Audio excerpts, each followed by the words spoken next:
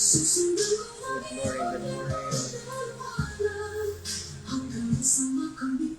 Praise the name of God today. The Lord Jesus Christ as we walk in Him, as we believe the Lord Jesus Christ, and His peace will be upon us, His guidance and protection, and the goodness of God will be upon us. My brothers and sisters in the Lord, continue to walk with the Lord Jesus Christ, as the Bible says in Colossians chapter 2, verse 6 to 8. And the Bible says, as you therefore have received Jesus Christ, the Lord, so walk ye in Him. Verse 7, rooted and built up. Rooted and built up in Him.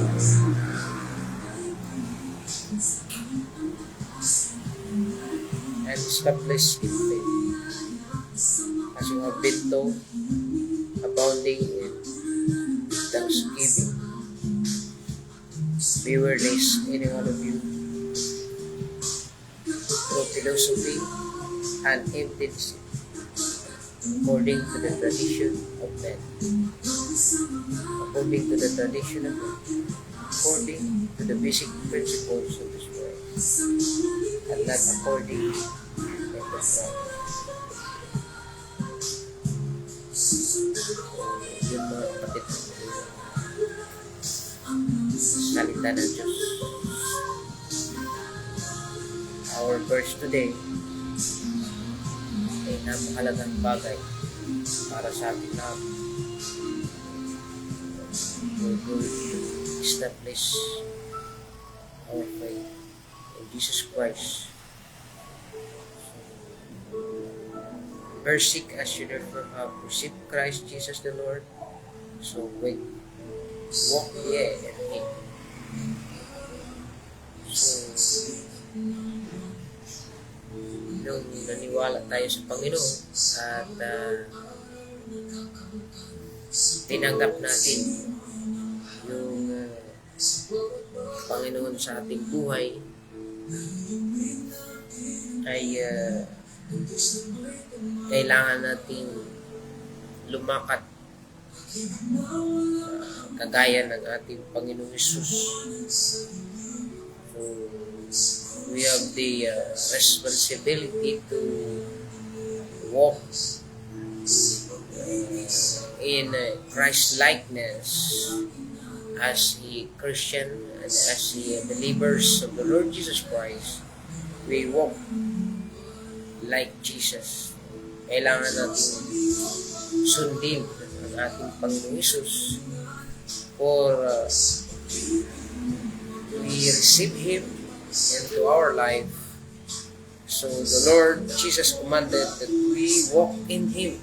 Kailangan nating sundan yung yapak ng Diyos. And we believe that God, our Lord Jesus Christ, ay pumunta dito sa mundong ito, mga kapatid.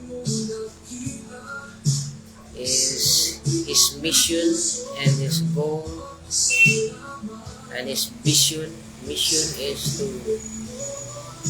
save the souls of humanity. So, He born in a Virgin Mary. He is the Son of the Holy Ghost, and His name Jesus, to save the sinners from all the world. So that is, no? And His mission is to save us, mga kapatid. So the reason why He died on the cross, and because The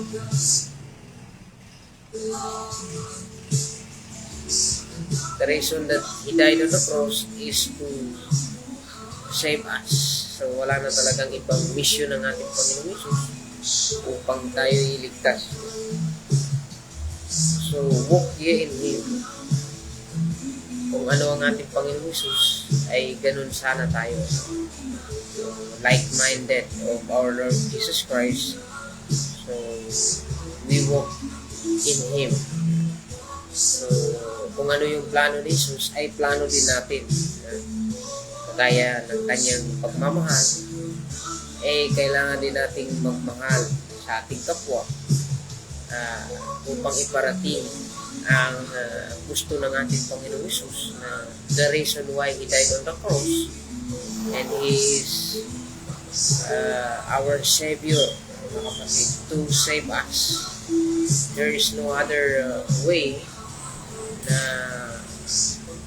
itong mission ng ating Panginoong Hesus is to save us all the world, mga kapatid. Kapag tayo po'y maniwala sa ating Panginoong Hesus, it will result to salvation, mga kapatid. We will be saved. No? As you therefore have received Jesus Christ the Lord, so walk ye in Him.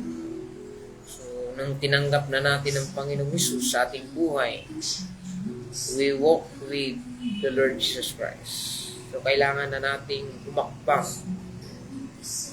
sundin ng Panginoong Hesus. What is His goal? What is His plan to all the humanity, mga kapatid? Wala na pong ibang mission ng ating Panginoong Hesus is to save us for the wrath to come. May paparating kasi na napakalaking kaguluhan sa buong mundo. At yung when we stand before Him, this unexpected day of the Lord, when He come to this world, mga kapatid. So, gusto kong iparating sa inyo yung plano ng Diyos sa ating buhay. The major goal of the plan of God to us is to be saved and to be with Him, mga kapatid. Ang goal ng Diyos ay makasama tayo sa Kanyang pagbabalik. At ako'y naniniwala kung paano niligtas ng Diyos ang mga tao sa Old Testament, ay ganun din sa paparating na araw ng Diyos sa ating henerasyon na ito, mga kapatid. Ililigtas ng Diyos, siyempre, yung mga tao niya. Shout out to Turner Pagalangan. Sir, mabuhay ka, sir. Kumusta ka, Diagaw? So, ito, kailangan nating sumunod sa ating Panginoong Hesus. At lalong-lalo na malaman natin yung plano ng Diyos sa ating buhay, na talagang gusto ng Diyos na iligtas tayo sa pamamagitan ng paraan niya. Itong paraan ng Diyos, tapos na po. Ginawa na ng Diyos yung kaligtasan. Yung pagkamatay niya sa krus ay gawain niya upang tayo maligtas, mga kapatid. So, yun, mga kapatid, no? Yung paraan ng Diyos kaligtasan ay ginawa na ng Diyos sa krus. So, we are saved. Ligtas na tayo sa pamamagitan ng ginawa ni Jesus sa krus. So, sabi niya dito, as you receive Jesus Christ the Lord, so walk in Him. Ulit may challenge tayo. Itong sundin natin yung kagustuhan ng Diyos, mga kapatid, sa ating buhay. Kailangan nating sumunod sa Kanyang yapak, itong plano ng Diyos sa ating buhay. upang tayo'y maligtas. So, nais ng Diyos na tayo'y maging handa sa ating buhay na sa kanyang pagbabalik ay makasama tayo. No? Of course, itong promise ng Diyos sa atin is for the Christian, sa lahat ng mga sumunod sa ating Panginoong Hesus, talagang iligtas ng Diyos itong mga naniniwala sa Kanya. No? So, yung goal ng Diyos, iligtas tayo sa kaparaanan ni Jesus. So, yung ginawa ni Jesus, namatay sa cross para sa atin, He died and rose again, that is to prove that kung ano si Jesus ay ganun din ang mangyari sa atin. Kahit tayo mamamatay, we will rise again. Mabuhay tayo muli. Because our God, the Lord Jesus Christ, kung anong nangyari sa Kanya, nilibing at nabuhay muli, ganun din tayo. So, verse 7, rooted and built up in Him. Rooted. So, kailangan gagamot tayo sa Kanyang salita. Gagamot tayo. Yung ating pananampalataya ay maging rooted. Ibig sabihin, gagamot, lalago ang ating pananampalataya. And gusto ng Diyos na we are not going to prepare only to this world, but we prepare for the coming of Christ. No? Rooted and built up in Him. Kailangan matibay itong ating pananampalataya. Kahit ano man yung dumanas sa ating buhay, ano man yung problema natin, ano man yung nararanasan natin, kailangan natin pa rin sumunod sa Diyos, mga kapatid. So, kailangan natin sundin pa rin yung kagustuhan ng Diyos. Build up in Him. So, kailangan natin maging matibay. So, yung tao ay minsan nadadapa talaga. Minsan nga paulit-ulit. But we try to keep pressing the mark. So, kailangan patuloy sa pananampalataya. Kung ikaw ay nadadapa o ikaw ay nagkaroon ng problema na halos na hindi mo na kaya o marami kang pinagdaanan, sabi ng Panginoon, hindi tayo hanggang dyan, kundi we continue to serve the Lord until the end of our lives. So, sabi nga, when we stand before Him, kung tayo po'y tatayo sa harapan ng Diyos, may ipagmalaki tayo sa Kanya. While on this earth, we are believing in Him and we walk with Him, mga kapatid. Rooted and built up in Him, established in faith. Ito na nga yung pinakamalaga is establish your faith in Him, in Jesus Christ. So, huwag sa kung saan natin ilagay yung pananampalataya. Yung pananampalataya natin ay dapat established in the Lord Jesus Christ. Established in the rock. So, sabi ni Jesus Christ, as a man built his house upon the rock, at dumating yung bagyo at unos at baha, hindi ito not fell on the ground because it is founded on the rock. And this rock, sabi ng 1 Corinthians chapter 10 verse 4, and this rock which is the Lord Jesus Christ. So meaning, our faith, yung paniniwala natin, yung dapat nating paglagyan ng ating paniniwala ay si Jesus lamang. Hindi sa kung ginagawa ng tao. Diyan tayo, diyan natin i-establish yung paniniwala natin. Kagaya ng bato, ginawa kong parang Diyos, kamukha ng Diyos. Yung bato, ginawa kong parang Diyos. Tapos sabi ko sa inyo, sambahin natin itong batong ito na ginawa ko. No? Ngayon, sumama kayo sa akin. Ilan kayo? Marami. So, sino bang mas makapangyarihan? Ako yung gumawa sa kanya. Ginawa kong Diyos ngayon. Niluhuran ko siya. Diba, nakita niyo? Minsan kasi, nabubulangan ka. The devil blinded the mind of Christian. Blinded. Ibig sabihin, tinakpan yung mata natin. And we pray in the name of Jesus that the eyes of your spiritual eyes and the heart of yung mata ng banal na spirito will teach us in the right way. So sabi ko nga, pag yung bato inukit kong Diyos at sabi ko sa inyo, sambahin natin, ako ang lumikha sa Kanya, dapat mas makapangyarihan ako.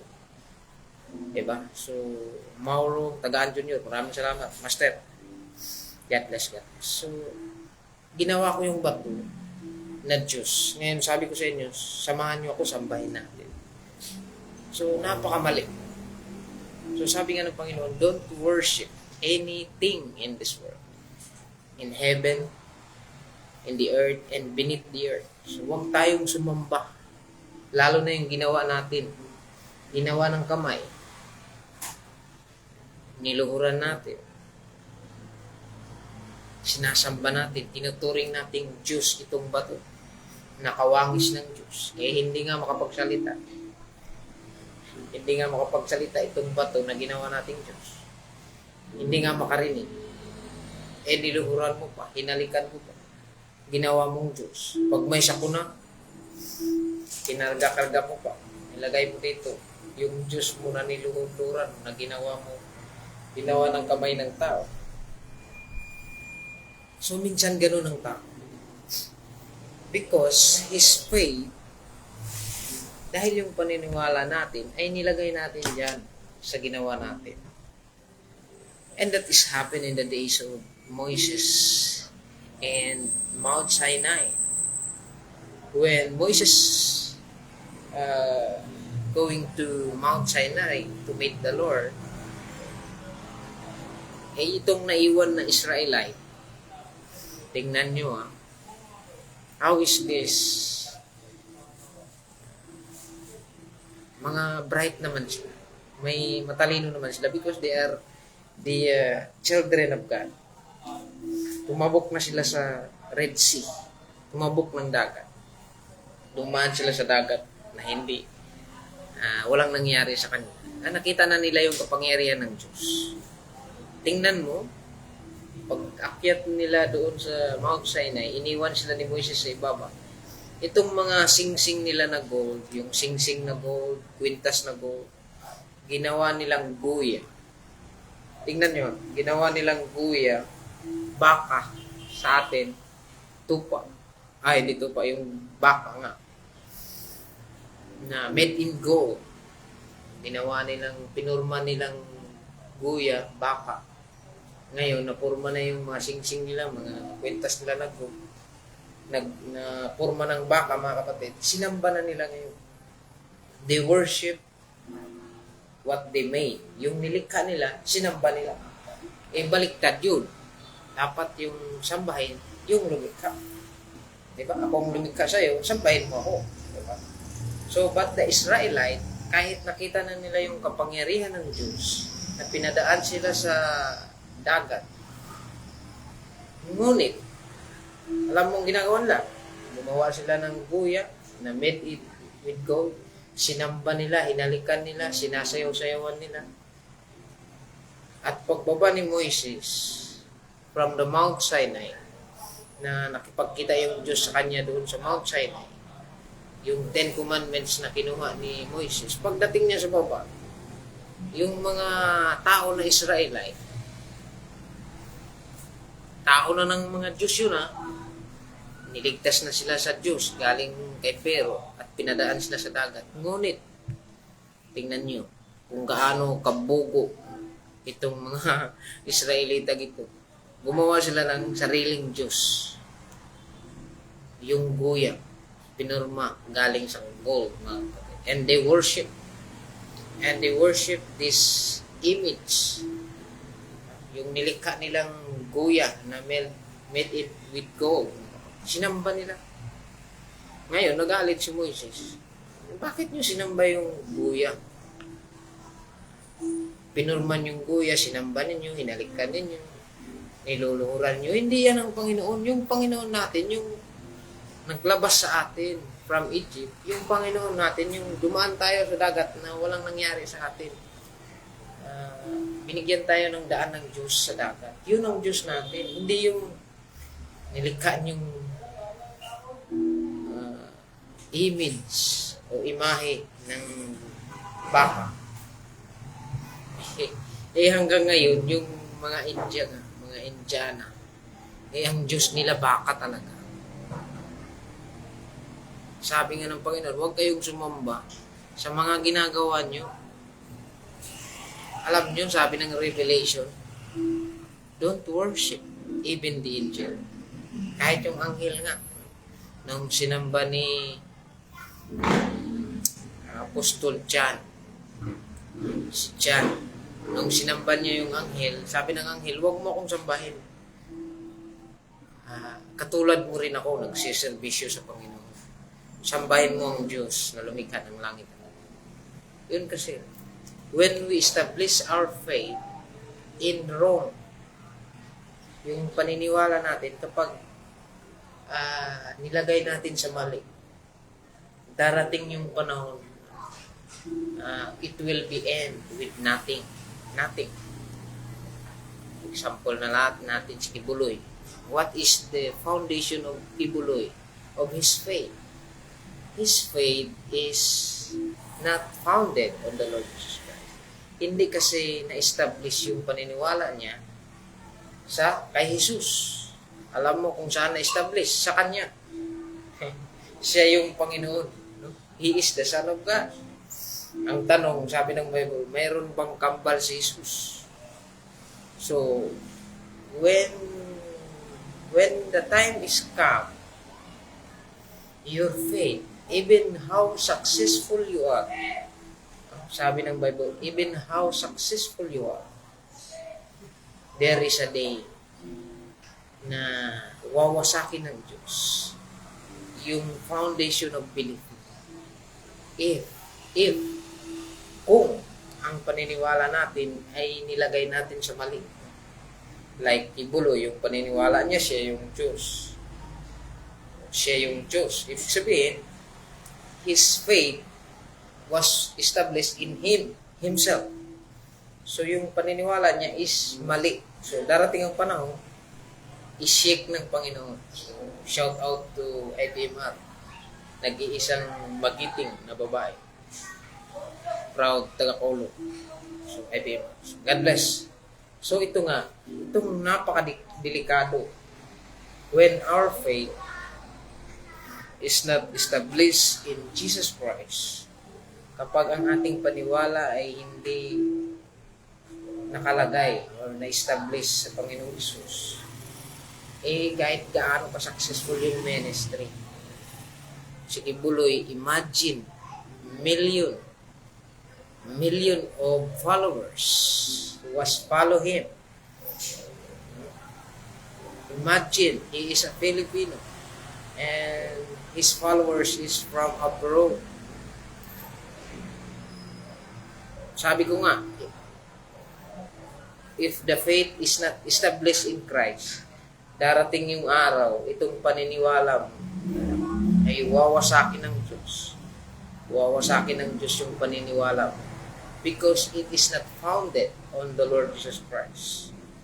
In 1 Corinthians chapter 10 verse 4, and this rock, sabi nga ng parable that it is like a man when we built our house upon the rock. Darating yung bagyo, hindi ito magigiba dahil it is founded on the rock. And this rock was Jesus Christ. So, kailangan natin yung paniniwala natin well established in Christ. Lendra Yugama. Thank you. Maraming salamat sa shout out sa iyo, no? Lendra Yugama. Thank you. Yun nga, no? So, yun ang example natin. How successful Kibuloy is in the ministry. Because, yun nga, kahit gaano ka ka-successful, yung ministry mo pag hindi ka talaga na-establish sa Panginoong Jesus, shakening. There is a shakening. Darating yung araw na wawasakin ng Diyos. Bakit? Bakit wawasakin ng Diyos yung mali na pinaglagakan mo ng paniniwala? Ikaw na yung sinamba. Yung tao, sinamba na nila si Kibuloy because he claiming himself as God, as the Son of God. That is wrong, mga kapatid. We are blaming. We are not judging Kibuloy, but mali kasi yung paniniwala. So, yan nga. Pag yung paniniwala natin was not established in faith, in the Son of God, in Jesus Christ, darating yung araw na wawasakin ng Diyos ito. Bakit? Kasi pag hindi wasakin ng Diyos, anong mangyari? Yung million na followers na yan will going to hell. We will going to hell. You're going to hell. Kaya, tingnan mo, wawasakin ng Diyos kasi mali. Mali yung paniniwala. Sabi ni Jesus Christ, I am the way to heaven, the truth. Ako lang ang katotohanan. I am the life. Ako lang ang buhay. Sabi ni Jesus Christ. The question is, sabi ni Jesus Christ, no man cometh to the Father except through me. So wala nang iba na makapunta sa langit except through Jesus Christ. Imagine, John 14:6. Jesus says, ibig sabihin, Jesus talaga nagsabi na siya yung daan patungong langit. He is the truth. Siya yung katotohanan. Ang dapat itataas, ang dapat parangalan, ang dapat sambahin, ang dapat luhuran, ang dapat bigyan ng papuri, wala nang iba, kundi si Jesus lang. For He is the way to heaven. For He is the truth. For He is the life. No man coming to the Father. Now, pag hindi binibreak ni Jesus yung maling paniniwala, so all the followers will be going to hell. No? Because their faith is not founded on the Lord Jesus Christ. Kapag hindi na-establish yung paniniwala natin sa Son of God, sa ating Panginoong Jesus, wawasakin talaga ng Diyos. So, di natin biniblame si Kibuloy because he is deceived. He is deceived by the devil. No?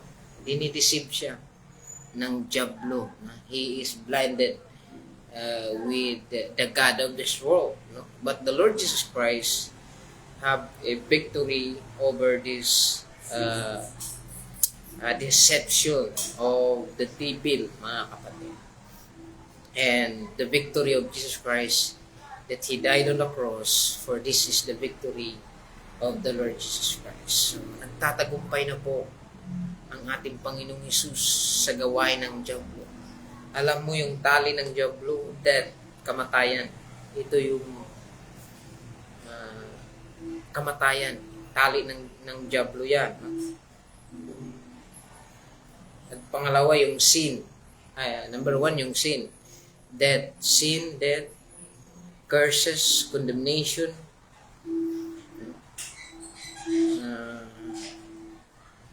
Yun, no? Yung tali na it is a chains that bind us. Curse, death, sin. Tsaka yung condemnation. Yun ang gawain ng Diyos.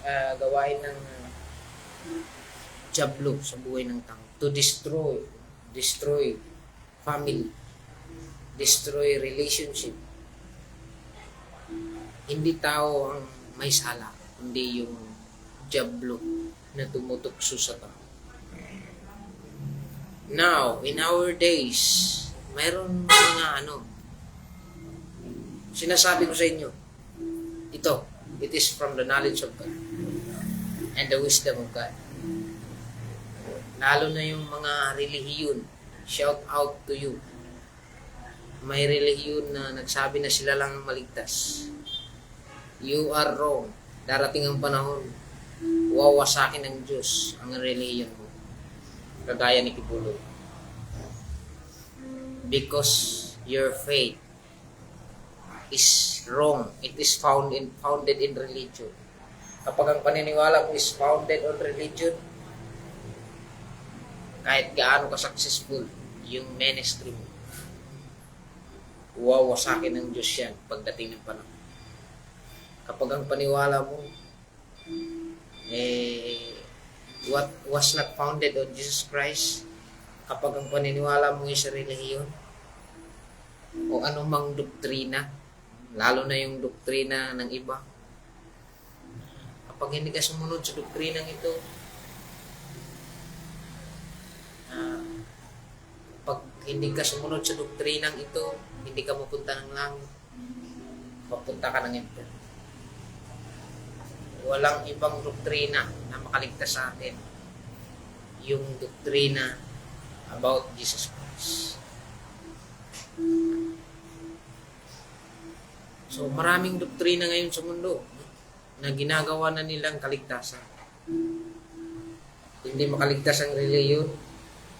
Dapat nga ang reliyon mangaral patungkol kay Jesus. Doktrina, hindi makaligtas sa atin kung ano man yung doktrina ninyo. Anong klaseng doktrina ninyo? Marami. Pag hindi ka magbigay, hindi ka anak ng Diyos. Pag hindi ka pumasok sa church namin, hindi ka maliligtas. Mga mali.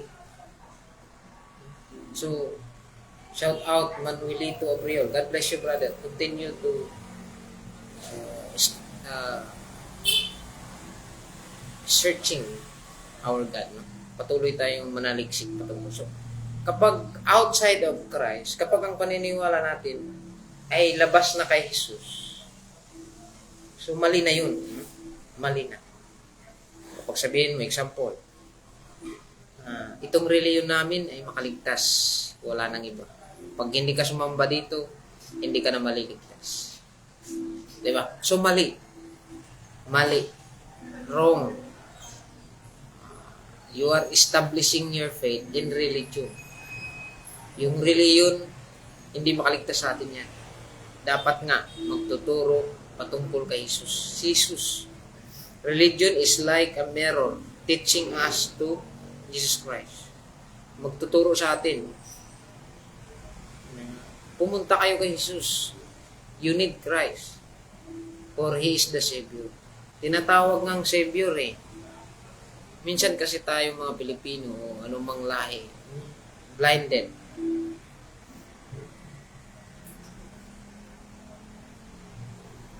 We are blind. Hindi naman natin kasalanan yun. Kasalanan yun ng diablo na tumutukso ng tao. Sabi ng John, the book of John, we are blinded the power of Satan. And I break that in the name of Jesus. In the name of Jesus. In the name of Jesus. Mabuksan ang ating pag-isip, mabuksan ang ating mga mata. Let the eyes of heart and mind will be open in a spiritual realm right now in the name of Jesus. So, pangalawa, ito yung doktrina namin. Kapag hindi ka pumasok dito o kung hindi mo sundin to, impyerno ka. So, mali din yun. So, kailangan yung paniniwala natin kay Jesus lang. We must put our faith in Jesus Christ. Ang paniniwala natin ay kay Jesus lang. Ito yung doktrina namin. Kailangan mong sambahin itong ginawa namin. Kapag hindi mo sinamba itong ginawa namin, hindi ka anak ng Diyos. Hindi ka mapunta ng langit. Mali po yun.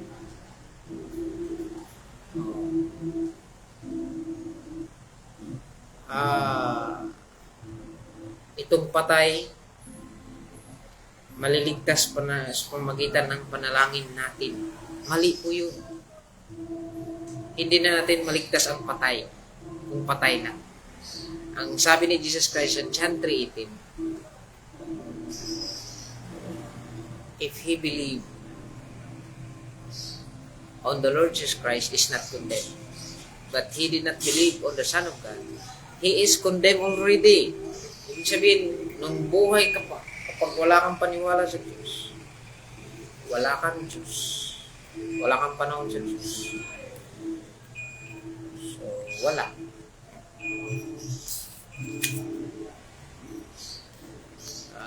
Wala yun, mga kapatid. So, ganun ang mangyari, mga kapatid. So, only the Lord Jesus Christ, diyan natin ilagak ang ating paniniwala. Establish in faith as you have been taught, abounding with thanksgiving. Beware lest anyone cheat you through philosophy. No? So, ito yung mga gawain ng Diablo upang iligaw ang tao. Filosofiya. Ito kasi yung filosopo na, philosophy na. Jesus kasi tao siya. Filosofiya na, philosophy. Ito yung makapagligaw ng mga mananampalataya. Jesus kasi tao siya kasi anak siya ni Mary. Totoo naman, anak siya ni Mary. So, ibig sabihin tao siya. So, tayo naman na hindi nagbabasa ng Bible, maliligaw talaga tayo. Tama.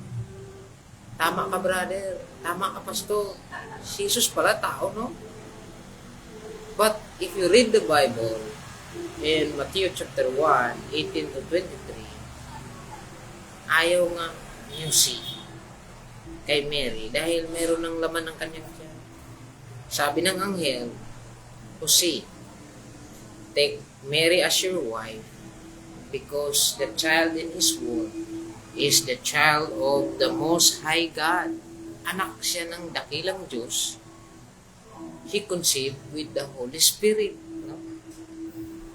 Pinagbuntis siya ng banal na Espiritu. He is the Son of the Most High God. Jose, take Mary as your wife. So, pagsamahan mo si Maria bilang iyong asawa. So, name him Jesus because he will save the all people of the world. Okay? So, hindi talaga siya anak ni Jose dahil anak siya ng the Most High God. Anak siya ng Diyos through the power of the Holy Spirit. So, that is the story. Hindi talaga siya anak ni Jose at ni Maria, kundi pinagbuntis siya ng banal na Espiritu. Anak siya ng the Most High God. So that is the story. Ayaw nga ni Jose pagsamahan si Maria dahil may laman na yung tiyan niya. Sabi ng anghel, hindi, asawahin mo si Mary dahil yung nasa kanyang tiyan ay anak ng Diyos ng kataas-taasan. He conceived with the power of the Holy Spirit. Call His name Jesus to save. Okay? To save. Upang iligtas ang lahat ng tao sa buong mundo. That is the mission and the goal of our Lord Jesus Christ sa atin, mga kapatid. Upang tayo'y iligtas ng Diyos. Okay? So, si Jesus, hindi po siya tao. He is God. Of course, kasi sinilang siya ni Mary. He is 100% human and He is 100% God. Dahil siya po ay anak ng the Son of the Most High God with the power of the Holy Spirit. Kaya nga, ito namang mga hindi naniwala kay Jesus na Diyos, sabi kasi ng John, Jesus is weary. Siya po ay nanghihina from His journey. So, tao siya. Tao nga talaga si Jesus. Pero yung katawan niya eh siyempre, anak siya ni Maria, may pagkatao talaga siya. But yung story nga, eh hindi siya nabuo blood with blood. Ibig sabihin, walang nangyari sa kanila ni Jose. Okay. He is the Son of the Most High God.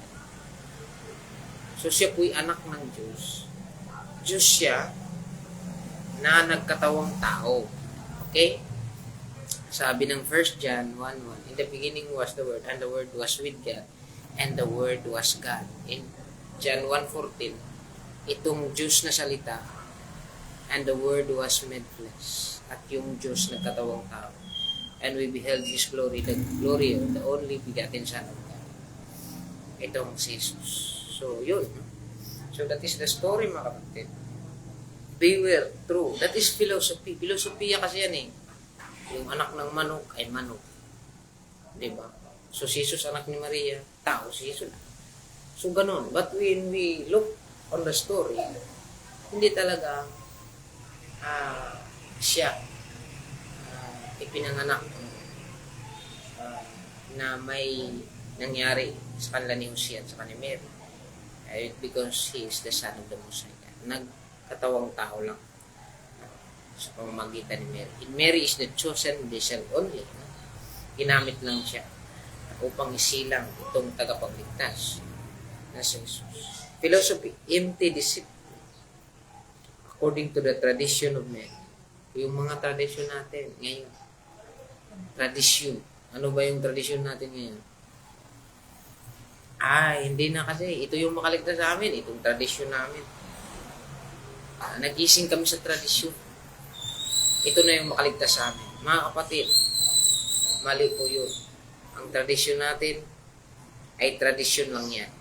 Ngunit kung dyan natin ilagay yung paniniwala natin sa tradisyon, sa amin, sa Mindanao, yung tradisyon namin, tribo eh.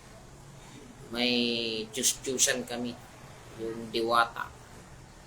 So, when we know Jesus Christ, iniwan namin tong diwata. Because we believe diwata ay hindi talaga siya tunay na Diyos. Ang tunay na Diyos ay Jesus. So, tradisyon. Ano bang klaseng tradisyon yun? Ay hindi po yun makaligtas sa atin. Yung pinaka-final talaga is kung ang ating paniwala ay kay Jesus, Jesus lang talaga. Wala nang iba. Makaligtas sa atin.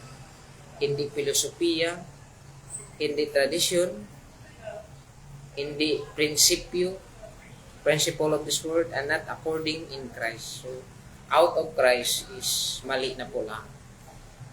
Hindi reliyon ang makaligtas sa atin, hindi tao ang makaligtas sa atin, hindi pastor, hindi anghel, hindi pera, hindi kayamanan, hindi filosofiya, hindi rin tradisyon, o hindi doktrina ang makaligtas sa atin. Ang makaligtas sa atin ay si Jesus lamang. Okay, mga kapatid, Colossians chapter 2, verse 6 to 8. Klaro po yun. Now, we should build up and rooted, established in Jesus Christ, our faith. Ang paniniwala natin ay kay Jesus lamang, hindi sa kung ano-ano. Kasi, bakit? Kapag mali yung paniniwala natin, impyerno tayo sa katotohanan. Wawasakin ng Diyos ang mali nating paniniwala. We will going to hell kung magkakamali po tayo. And this is the end. Itong pinag-usapan natin kasi is, ito na yung huling buhay ng tao. The end of our life. Minsan kasi itong pinakadulo ng ating buhay, hindi natin pinaghandaan. Kagaya ng mamamatay tayo ngayon, hindi natin pinaghandaan yun eh. Hanggang libingan lang tayo. Wala nang pag-asang tao. Hindi ganun. Kapag sabi ni Jesus, kapag tayo po'y sumunod sa Kanya, kahit po tayo mamamatay, mabuhay po tayo muli. Yun ang dakilang pag-asa. Hindi yung, wala na akong pag-asa. Pag namamatay ako, wala na talaga. Hindi talaga ako handa kung saan ako, hindi ko alam kung saan ako patutungo. Kapatid, mali po yun. Dapat ngayon, paghandaan na natin. Na kung mawala man tayo sa mundong ito, kung may Panginoon tayo, sabi niya, kagaya tayo ni Lazaro, kahit namatay siya, nabuhay muli. Diba? Kagaya tayo ni Jesus, namatay siya, nabuhay muli. Kung anong nangyari kay Lazaro, na siya'y namatay, ngunit naniniwala kay Jesus, sabi ni Jesus Christ in John 11:25, though he were dead, he will rise again. Kahit siya'y namamatay, ngunit naniwala sa akin, mabuhay tayo muli. Maraming salamat. God bless po tayo sa araw na ito. Pagpalain kayo ng Diyos. Naway marami kayong natutunan sa ating pag-aaral sa Colossians chapter 6 verse 8. Mga kapatid, kung mayroon man tayong paghandaan, hindi lamang sa mundo ito, meron tayong trabaho, meron tayong pera, ano man, meron ka. Walang problema yun, gamitin mo.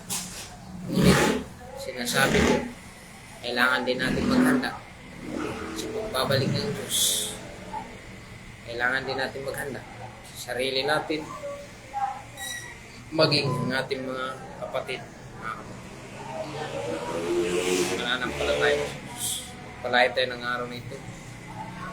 Kapag ikaw po'y tumanggap sa Panginoon sa araw na ito, sa pamamagitan ng panalangin. Panginoong Isus, ako po'y naniniwala sa iyo na ikaw ay namatay sa krus para sa amin lang. Panginoon, maraming salamat sa kaligtasan na ginawa mo sa krus para sa amin lang. Ikaw nga ay tunay na Diyos, nagkatawang tao, upang mamatay sa krus na walang kasalanan. Ang itong ginawa mo, Panginoon, sa krus, ikay namatay, ay upang kami iligtas. Maraming salamat, Panginoon, sa kaligtasan na ginawa mo sa amin. Ako po'y naniniwala sa iyo na sa mga huling araw ng aking buhay ay makasama mo ako, Panginoon.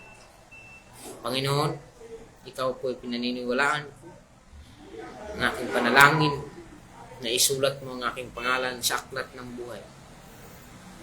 Nang ika'y babalik sa mundong ito, matagpuan ang aking pangalan at makasama mo ako. Panginoon, turuan mo kong sumunod sa iyo upang magkaroon ako ng record sa pagbabalik mo. Ako po'y gumagawa sa mga gawain mo, Panginoon Jesus. Hindi lamang sa mundong ito, Panginoon. Sa araw na ito, tinatanggap kita at pinaniniwalaan. Wala nang ibang kaligtasan kundi ikaw lamang. Maraming salamat, Panginoon, sa kaligtasan. And all the glories belong to you, O Lord Jesus. Amen and amen. God bless today. Mauro Tagan Jr., Lindra, Yugama, Shita. Maraming salamat. Sulitat po, Calburquilio. Thank you. My sister, Manuelito Abreu. Thank you for watching. Dexter Kalibay. Thank you for watching. Maraming salamat sa lahat ng mga nanonood. God bless po sa ating lahat. Ano man ang pangyayari sa buhay natin. But we separate that we are going to prepare ourselves for the coming years. Maghanda po tayo sa pagbabalik ng ating Panginoon Jesus. Prepare ourselves and we prepare also our loved ones and families. Mabuhay po tayong lahat sa araw na ito.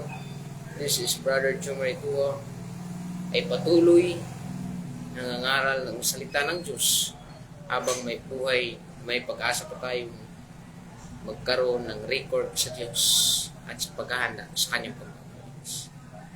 Bye-bye. God bless po.